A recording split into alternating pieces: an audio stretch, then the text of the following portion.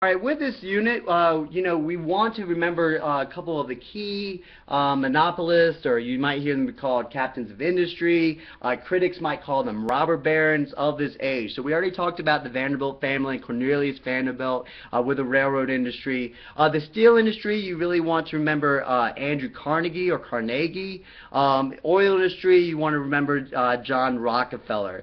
So looking at the steel industry and Andrew Carnegie, the technological breakthrough that launched the rise of heavy industry was the discovery of a new process for making large quantities of steel. This is a more durable metal than iron. It actually starts in the 1850s when both Henry Bessemer in England and William Kelly in the United States discovered that blasting air through molten iron produced high quality steel. This is going to be called the Bessemer process. Bessemer, the Bessemer process. Blasting, air through molten iron, producing steel. This is what's going to launch Andrew Carnegie's steel industry or steel empire in the late 19th century. He's going to focus a lot of his industry in the Great Lakes region with its abundant coal reserves and access to the iron ore of Minnesota's Mesabi range. Soon emerged as a leading steel producer. So leadership of the fast-growing steel industry passed through a shrewd business genius, Andrew Carnegie, who in the 1850s worked his way up from being a poor Scottish immigrant to becoming the superintendent of a Pennsylvania railroad. In the 1870s, he started manufacturing steel in Pittsburgh and soon outdistanced his competitors by a combination of salesmanship and the use of the latest technology. Carnegie employed a business strategy known as vertical integration, by which a company would control every stage of the industrial process, from mining the raw materials to transporting the finished product. So every single step in getting the raw materials, making the product, and distributing the product was owned by Carnegie. So he didn't pay any middleman, and everything goes up. Vertical integration, you own every step of the process up. By 1900, Carnegie Steel had climbed to the top of the steel industry and employed 20,000 workers and produced more steel than all the steel mills in Britain. In 1900, Carnegie is going to decide to retire from business and devote himself to philanthropy. We're going to talk about Andrew Carnegie again when we talk about the gospel of wealth and his idea of the duty or the responsibility that the wealthy have towards American society. He's going to sell his business, though, for over $400 million to J.P. Morgan. And this new corporation is going to be known as United States Steel, and was the first billion-dollar company and also the largest enterprise in the world, employing 168,000 people and controlling over 3/5 of the nation's steel business. The second industry that we want to talk about is the oil industry. The first U.S. oil well was drilled by Edwin Drake in 1859 in Pennsylvania, and then only 4 years later, you see this young businessman, John D. Rockefeller, founded a company known as Standard Oil that would come to control most of the nation's oil refineries by eliminating its competition. And so Rockefeller takes control or takes charge of this refinery business by applying A, the latest technology, and then B, efficient practices. And then at the same time, as his company grew, he was able to extort rebates or discounts from railroad companies and temporarily cut prices for Standard Oil kerosene to force rival companies to sell out. By 1881, his company, now known as the Standard Oil Trust, controlled 90% of the oil refinery business.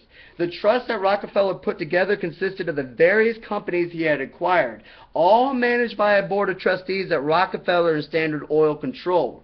Such a combination represented horizontal integration of an industry, in which all former competitors were brought under a single corporate umbrella. So Carnegie has vertical industry, all right, owning every step of the process. All right, Rockefeller does horizontal integration, where he owns all the competitors of one industry. Standard Oil's profits soared by doing this because he controlled the supply and the prices of oil products. And by the time Rockefeller retires, his fortune was amounting to $900 million. He did some other things here by eliminating waste in the production of kerosene. The Standard Oil monopoly was also able to keep prices low for consumers. We start to see these other companies, emulate Rockefeller's success, like the sugar industry, or the sugar trust, the tobacco trust, the leather trust, the meat trust. They all start to use some of the same practices that Rockefeller used, to dominate the market.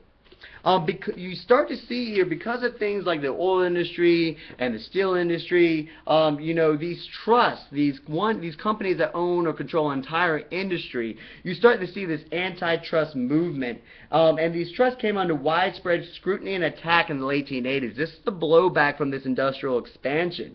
The middle-class citizens fear that the trust's unchecked power and these urban elites, this old money, these middle-class citizens feared the unchecked power, and the urban elites, this old money, resented this increasing influence of this new rich.